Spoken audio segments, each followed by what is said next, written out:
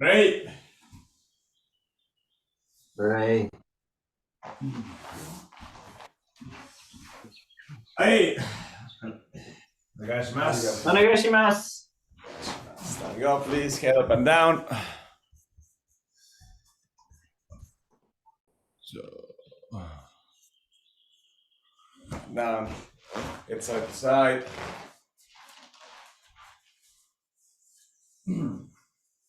And eat the shoulders.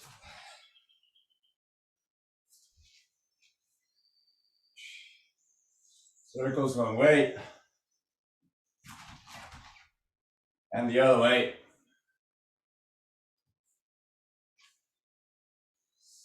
Hey, your arms going forward.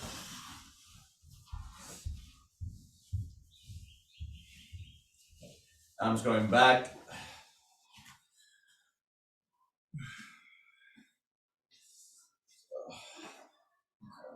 Shomen, front.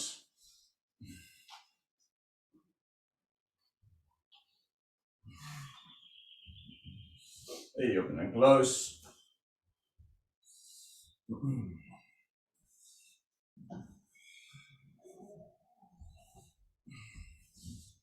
Hey, stretch one side. The other side. Crossing one side. Cross the other side. Hey, Taizaki.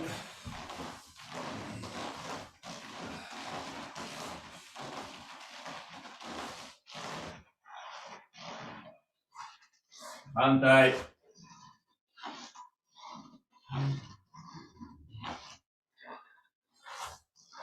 Hey, Ryoho.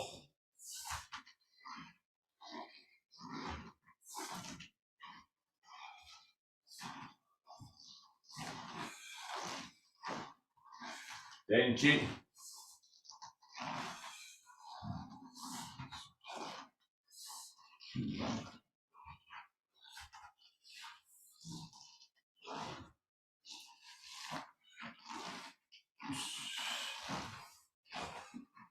Yoko.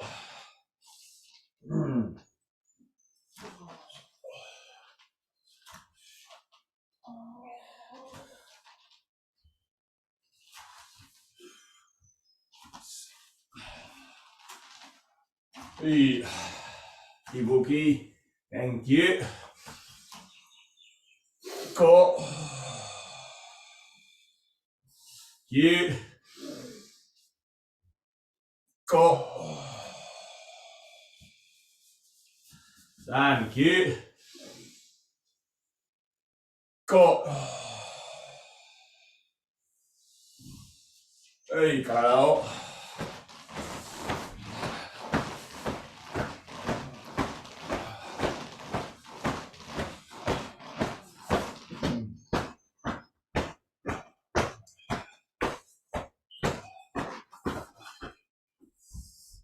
Forward. Down.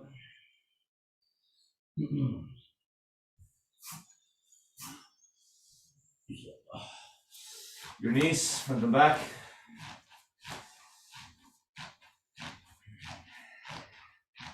Circles one way.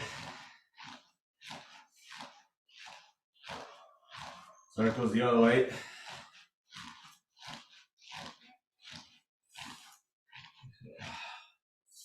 Down. Down. Down. Open your toes. Down.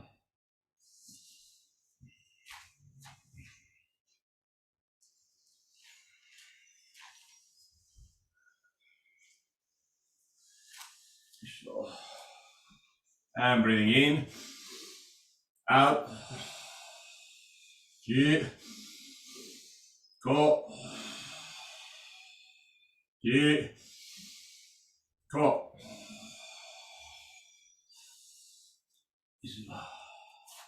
Open your legs side to side.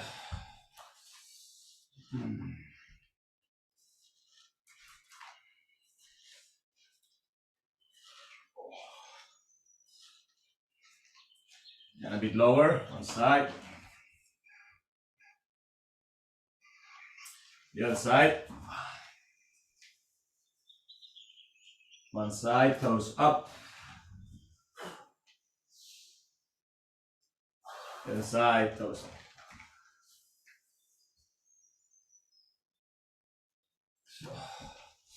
Put your legs, elbows down.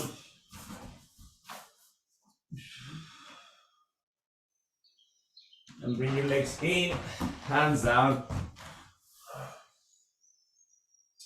And side to side. Move your toes.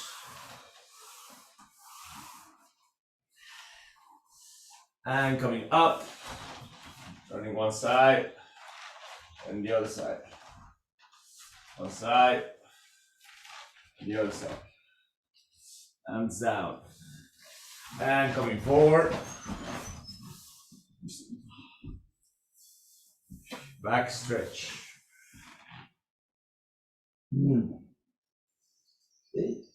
Forward again. Hips up. Hips down. Hips up. Hips down.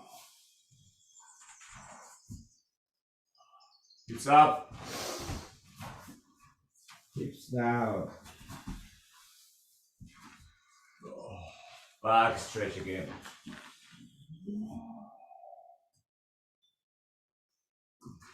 And shooting one leg forward. And back. And out. And behind.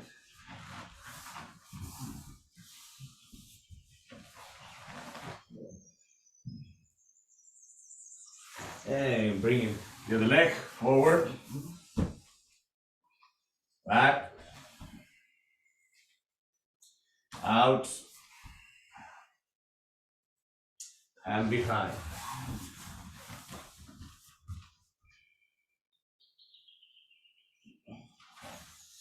Okay, this time put your hands and your knees down, raising your one knee, just make sure one knee is going to be flying, and try to open up on that hip, send it one direction, the other direction, down, okay, open it to the side, send it back, one direction, the other direction, down, open up, send it back, one direction, the other direction, down, again, open up, one direction, the other direction, down, and relax. Okay, just checking the general status of your hip connection, okay? So the other leg, rising up, open it to the side, send it back, send it forward, open, and down. Open up, send it back, send it forward, open, down. Open up, send it back, send it forward, open, down. Last one, open up, send it back, send it forward, open, down, and back stretch. All right, the same thing, but this time instead of opening and so, you're going to make circles with that knee. Circle in one direction, circle in the other direction. Okay, so circles, one direction, circle the other direction. Circle one direction, circle the other direction. Circle one direction, circle the other direction. One direction, and the other direction. And stop. The other side, okay? Circle with your circling one direction, circle the other direction. One direction, the other direction. One direction, the other direction. And rest. Jumping in, lower your body as much as you can. Open your knees. Just sit in there for a little bit, as low as you can. Oh. Okay. Open to one side. Down again. Open to the other side. Okay. Push your knee passing beyond your toes as much as possible. Okay, to work on your ankle and your toes. And coming up and relax. And the other side. This will be a little bit demanding for the hip sockets and your hip health in general. Just use it more as a scanning tool rather than an exercise to kind of, there is nothing to strengthen really, it's just a scanning exercise to know the general health of the hip and then how much range we have in motion. And lower again. And one more time, the most important thing before strengthening anything or stretching anything is to be very familiar with your range of motion and be very comfortable within that range of motion, even if it's very small. So that's a fundamental part. So we sometimes jump very quickly into strengthening something or stretching something, and we forget to study the range of motion that we have, which is very important. One side. Down. And the other side. Down. Opening up. And circles. One way. And the other way. All right, down on your knees, please. Okay. Push up in 4 directions. Okay. Keep trying to keep as much as possible your forearms connected to the floor. Try to not lift your elbows so much. Try to keep your forearms connected to the floor until you come right on the way up, pushing down, and trying to put those forearms again at the level of the floor as quick as possible. Okay, but careful with your push up. Okay, so pushing forward, pushing up, pushing down, pushing back. Okay, forward, up, hold. They just stay a few seconds there, holding. Engage your core muscles. Okay, rolling your shoulders forward, pushing down and back. So this is the part where you rest. Okay, pushing forward, pushing up, shoulders. Roll your shoulders forward. Engage core muscles. Hold. Push down, push back. Again, forward, push up, roll shoulders, engage core.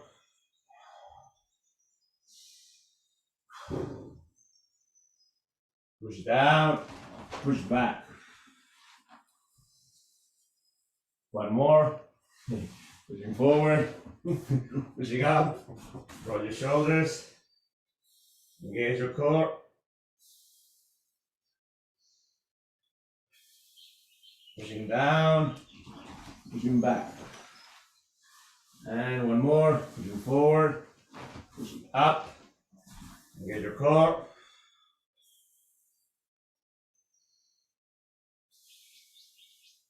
Push down, push back. Last one. Okay, pushing forward, pushing up. Core, pushing down and pushing back, and rest. Yes, Kurt kind of comments on my use of words. One more just means one more. Last one means last one. So one more, this doesn't mean that it's the last one. One more is just asking for one more movement. Okay, so anyway, so that's one. All right, so this time, so back stretch again. Going forward, hips up, and dynamic sun salutations. 1, 2, 3, 4, 5, 6, 7, 8, 9, 10. stretch back, and rest. All right, so this time, go back towards one side of your mat. You just rest a little bit on one side of your room. Okay, we're going to do crocodile push-ups going forward. Okay, so remember the crocodile push-ups are quite good because they challenge different parts of the body. They challenge the hips, they challenge the arms, okay, they challenge the core, okay, and so on. Just if for whatever reason there's not enough strength on your arms, something, just you can do them still on your knees. Okay, that's with your knees down. Okay, so try to put yourself down as much as possible. Do good crocodile push-ups on your knees or do them on your toes. In the program that we run at schools, we always say that, we always ask the kids, how many types of push-ups do you know? And everybody says, 5 types, open, close, diamonds, fists, clapping, whatever. Like stuff. We always say to the kids in the program, in the math program, there's only 2 types of push-ups. Good push-ups and bad push-ups. That's it. Now, there's nothing else. There's no other one. It's only good push-ups or bad push-ups. You can do them on your knees, you can do them on your toes, you can do them with your hands open, hands closed. I don't care. But do a good push-up, not a bad push-up. So, okay, so however you want to do them, as long as it's a good movement, there's only 2 types of movements, good movements and bad movements. So do good movement, okay?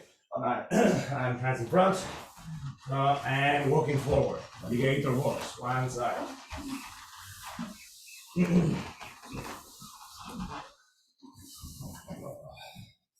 And the other.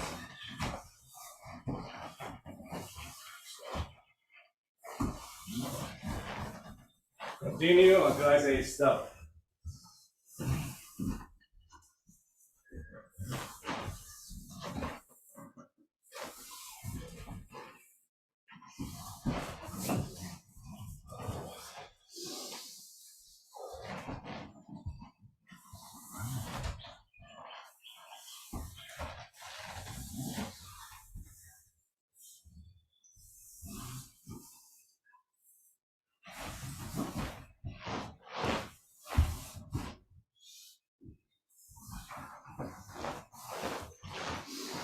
And stop, thank you. All right, so now legs, lower body, deep squats. 1, 2, 3, 4, 5, 6, 7, 8, 9, 10. And relax. Okay, so now this time we're going to do beginning of Ushiro Ukemi and coming up. Beginning of Ushiro Ukemi and coming up. Okay, so now remember, depending on the strength on your leg or the health of your knee and hip, you may be able to go all the way down, use your toes, and just from that position explode forward. Coming all the way down, use your toes, and come all the way forward. If you cannot do all the way down like that, just go back as much as possible and come forward. Go back as much as possible and come forward. Come back as much as possible and come forward. Okay, so either go down or go back, but any of those 2 movements will load, we'll put some loading on the supporting leg, okay, which is the one that you are challenging. Okay, so loading, going back a little bit, coming up, going back a little bit, coming up, going down a lot, or going back a lot, coming up, going back a lot, coming up, or going down and up. Okay, so depending on how your leg adds strength and health of your knee and your hip. Okay, so and 1, 2, 3, 4, 5, 6, 7, 8, 9, 10. Reach the other side. Okay. And 1, 2, 3, 4, 5, 6, 7,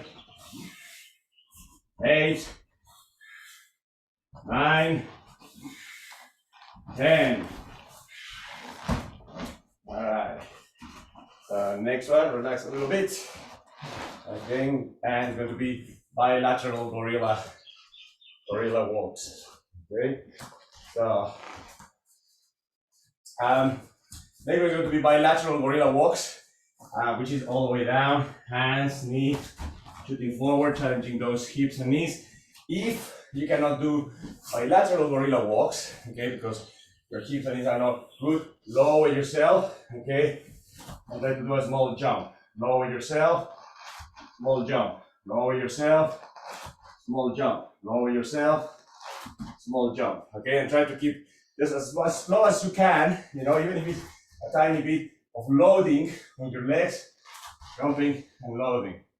Jumping, it's little jumps, but keeping the loading on the legs, depending what your condition is. If you can go and do gorilla walks, then go down and do gorilla walks. Legs down, hands in front, moving forward, jumping in, forward, jumping in, forward, in, forward, in, and the other side. Continue until I say stop.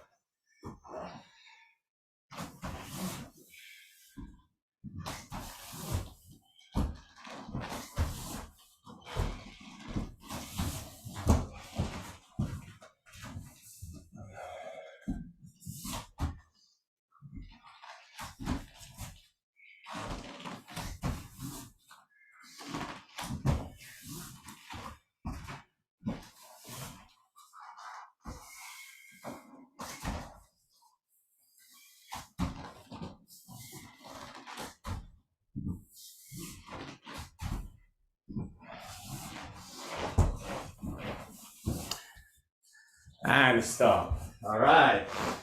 So down, core exercises. So, all right, down, core exercises.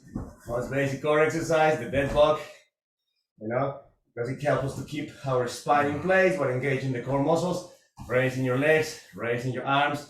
Let's do simple dead bug for now. Opposite hand, opposite leg. Okay, so 1, 2, 3, 4, 5, 6, 7, 8, 9, 10, 1, 2, 3, 4, 5, 6, 7, 8, 9, 10, and rest. Okay. All right. So. All right. So in a minute we're going to do empty ball, which is basically holding yourself up, hands and knees. So depending how difficult you want to do it, you can keep your hands in front of you, or you can keep your hands outside of you for balance, in front of you or outside of you for balance. We're trying to keep, you know, your core engaged and your position stable. Okay, so empty ball, ready, set, go. 1, 2, 3, 4, 5, 6, 7, 8, 9, 10, 11, 12, 13, 14, 15, 16, 17, 18, 19, 20, 21, 22, 23, 24, 25, 26, 27, 28, 29, 30, and rest. So, coming up, standing up. All of these exercises, we just do them like a little bit like this now, just part of this exercise, but really it should be 4 sets of that, you know, of all the things that we are doing. We're just doing 1 set. Okay, so because we only have that time, which is 3 to 4 sets of everything that we are doing, okay? So next one, it's a core exercise because it helps us to keep our structure in place while in movement. So we're going to have our right foot in front or left foot in front, one hand in front, the other one attached. Is basically our isometric exercise. So we're going to try to be pulling, okay? So we're going to pull from the shoulders, engage the core muscle, and then keep that hand right in front of us while keeping that core muscle engaged. We're going to bow, okay, keeping the core muscle engaged, raising up and relaxing. And then we're going to do the other side, okay? Arms pulling to the side, so your shoulders are going to engage. But the more important thing is that your core muscle has to engage. Keep that engagement happening throughout the movement, okay? Including in the hinging pose process, opening up and relax, okay? So make sure to engage your core muscles, but at the same time, there is some tension going on. If you, we don't have it here, but if you have a band, for example, that's when a band, one of those elastic bands, is very good, as well as properly anchored. It's one thing that I still keep trying to think of and do that. I'm just concerned about people not anchoring their bands properly, but you know, a properly anchored band, you know, keeping it right in front of you, engaging core muscles and opening that band as much as possible, and holding it in there, the core muscles engaged, and then relax. So that kind of motion keeps your spine in place, engages core muscles, and there is tension because of the band. So until we find a good place to anchor bands, because otherwise it can be dangerous, we're going to continue with this type of exercise, okay? So one hand in front, the other hand grabs, pulls towards one side, okay? Pulling towards the other side, and pivoting, keeping your hand right in front, lower your hips, engage your core muscles, pivot, and hinge, bowing, up, raising up, and release. Okay, the other side, hand in front, grabbing, pulling, and engage core muscles, pivoting to one side, pivoting, keep your hips down, bowing, and up, and release. The other side again, hand in front, grabbing, pulling, and pivoting to one side, pivoting to one side, lowering down, up, and release. Okay, and more, grab, pull to one side, pivoting, down, up, release. 2 more, please. Remember to engage your core muscles while you are doing the displacement on the pivot, okay? Hand in front, and pull, engage core muscles, keep your hand in front, keep core muscles engaged, down, up, and release. 1 more, and in front, pull, and one direction, pivot, and hinge, up, and release. Last one, okay, hand in front, grabbing, pulling, engaging core muscles, pivoting, bowing, and releasing. Last movement, front side, and engage core muscles, pivoting, bowing, and releasing. So that integration is very important because that happens. That's our most common, a very common problem that we have. For example, in Soto Tenkan or Uchi Tenkan, Katate Dori is when I'm going, for example, Uchi Tenkan, and then I leave my hand behind, right? And he feels that, and then he pulls it, right? So at some point I need to kind of have this information on my body that at the moment of contact, in this case it's his hand, not my hand, my core muscles engage, and in that moment I have to move together in one unit. What happens is that the contact in the hand, the core muscle engagement, and the movement of my body are out of harmony. You know, that's 1, that's 2, and that's 3 kind of thing. So it's all out of harmony. Eventually we have to say no. At the moment that this happens, this connects, this engages, and then this moves. And for Soto Tenkan, it's the same thing. You know, I'm here, and if I'm not careful, I turn and I leave my hand behind because it's out of alignment.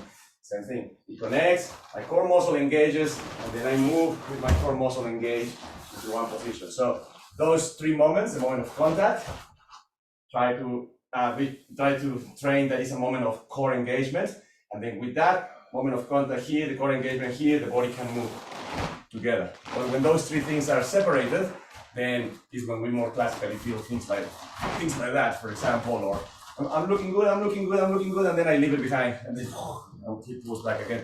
Especially if my partner pulls back a little bit. Is when I feel the pull, and I'm unable to kind of harmonize and join with it, as opposed to stay connected with your core and just keep moving it forward regardless of what the person is doing. But that's a little bit to that habit. This habit of I feel the pull, I engage core muscles, because if I don't engage core muscles, then it's only going to be upper body strength. If I just go, I feel the pull and I pull back, then I'm using my shoulders. Yeah. But if I feel the pull and I engage my core muscles, by virtue of the core muscles, the entire structure is going to engage core muscles, frontal, lateral, pelvic, which is the important part. Because once the pelvic core muscles are engaged, the legs become engaged almost automatically. But if I don't engage core muscles and I just keep it up here, then I'm going to be pulling with my shoulders. And that's what we try not to do. Okay, so that's what is not great, simply because smaller people, weaker people will always lose in that game. Okay, so, all right, grab your jaw, please. Grab your jaw. Okay, we've been working a lot on basic techniques this week. A lot of Ikkyo, a lot of Iriminage, a lot of Shikonage. So let's just kind of review a little bit on that with our tools. Remember that is good. In this case, I don't have here. I don't know where it is. My wakizashi, which is a much smaller stick. A jaw is a very big stick. A tanto is a very little stick. So try, if you have always at home something that is about the half of one jaw, that would be a good tool to have around, because it is wide enough to more or less mimic the width of a person's that distance between limbs. Like from here to here, from my neck to my spine. For example, if you see that from my neck to my hip, it's kind of half the size of this tool, right? So yeah, half the size of a jaw is a good size of a tool to have, because it's quite mimics many things that are more or less the same size to practice. So yeah, normally a wakizashi fits that description. A wakizashi is about that size. This is smaller than a bokken, as you know, so it's about that size. So yeah, my wakizashi, it's somewhere and I can't find it. So Minta, use this one, okay? But careful the way we move, all right? So left foot in front, okay? So sliding forward, and Ikkyo, controlling, and stepping in, down, and hands down first, knees later, okay? It's very important that we visualize that this is my partner's arm. One of the most common mistakes that we do with Ikkyo, out of the many mistakes that we do, is that we leave the person up and then we lower ourselves and then we push the person down again. So that should not happen. The person should always be fully down, and then my body comes on top of that, as opposed to the person up, me down. Okay, so sliding in, cutting down inside, in between your legs, stepping forward, hands down, knees down. Okay, yeah. That's the other thing that Moreno Sensei asks us to do, which is to put both knees down at the same time. It's a difficult thing, depending on the health of our knees. That's why many people put down first one knee and then the second knee. That's okay if that's the condition of our knees. But in this case, when you do it by yourself with the jaw, especially if you put the jaw down, it's a good possibly it's a good exercise to try to put both knees down at the same time. Okay, the other side, entering in, stepping down in between the legs, stepping in one, stepping two, hands down, knees down. Okay, close to your knees, very close to your knees. Okay, in Kiza, which is your toes up and your spine up.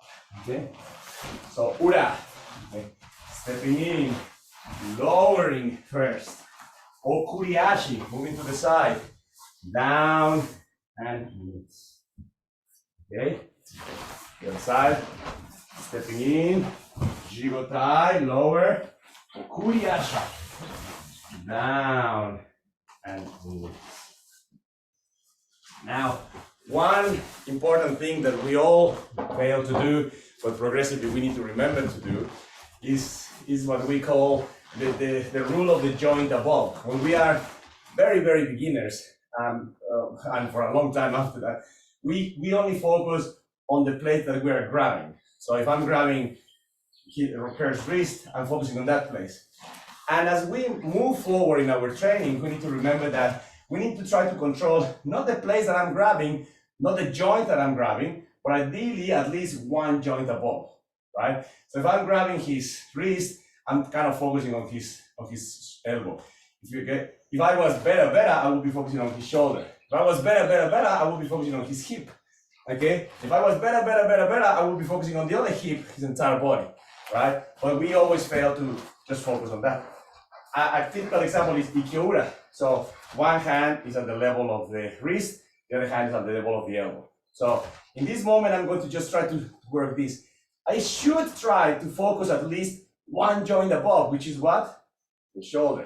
So I should be trying to at least focus on that joint to make him move, okay? But we stay focused only on one part. So wrist, elbow. And then this is where I go wrist, elbow, and his body is free. And if I go just like this, suddenly it's like, oh, what happened? His body kind of stayed up. You know, I go 1, 2, 3. And he's like, and again, he goes 1, 2, 3. And his body always seems to stay up, as opposed to say, oh, at least I should be focusing on that shoulder. 1, 2, 3, and moving down and down. Okay. But again, the rule of the joint above, at least one, eventually is something that, you know, after a few Q levels, we have to start practicing. In the beginning, there is no option but just to say, well, is this part, I'm just going to grab this. Okay, but eventually it's here. Eventually it's not here, eventually it's here. Eventually it's not here, eventually it's there. Eventually it's not there, it's the center, and so on. So the more things I can control, the better the move. Okay? So with that in mind, let's imagine this. Let's go into Ikiura here. Now, you're grabbing two parts of the jaw, but that part that in front of you is your partner's shoulder. Focus on that part, lower, and then moving out. Yeah, so you're grabbing 2 points of the jaw here, kind of in the middle, okay? But that's the point, the edge is what you're going to try to move. And the edge is what you're going to try to move, not the points that you're holding, okay? So stepping in, okay.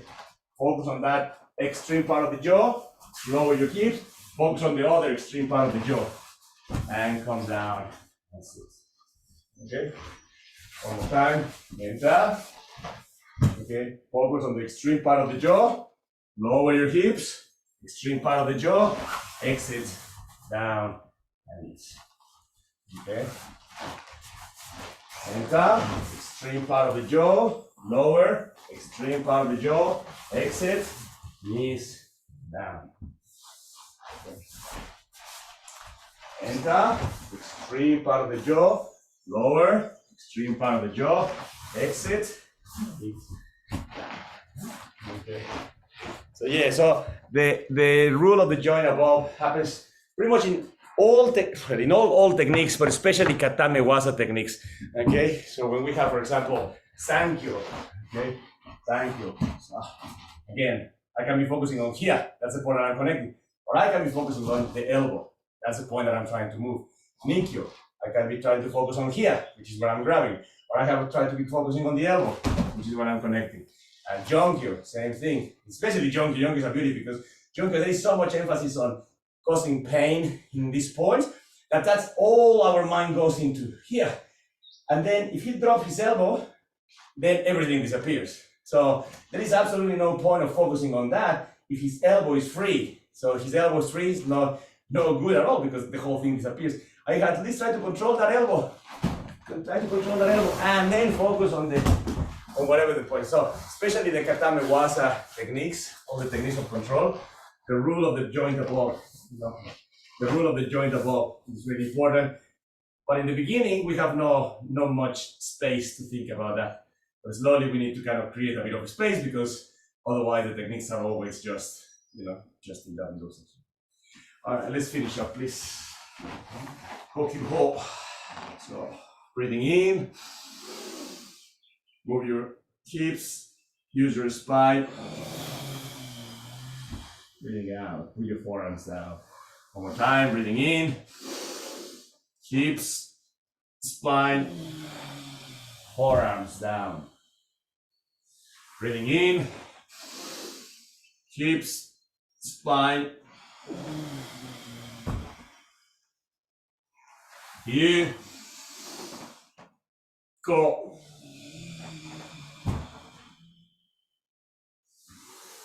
One more cue.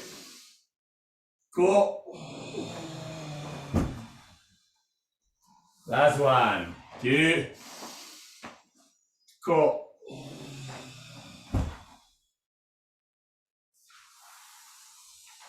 Hey, fixing your cake, Kogi.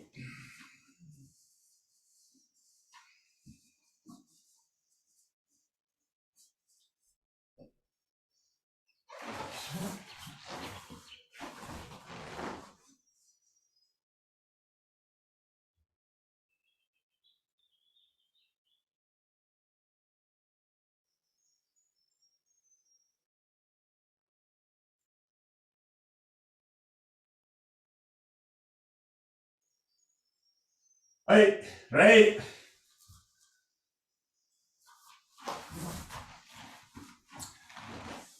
Hey, arigato gozaimashita. Just a reminder that next week on Friday, there is this class as usual, but it's the beginning of our spring seminar. So I will actually be in the dojo in Surrey Hills. Our spring seminar, which I put a post and I sent an email about it, is next Friday morning and Friday evening, and also Saturday, pretty much the whole day. So there's about 8 classes altogether in those 2 days. All the classes will be also by Zoom if you can't come, but all the seminar will also be available with Zoom. There's Friday morning, Friday evening, and pretty much 6 classes on Saturday or something like that. So check your emails if you have any questions about the times or things like that. Just send me an email. But the whole thing is also going to be by Zoom. So next week there is a normal class. It's just the beginning of the seminar, and I will be in Surrey Hills. Okay, thank you. Thank you.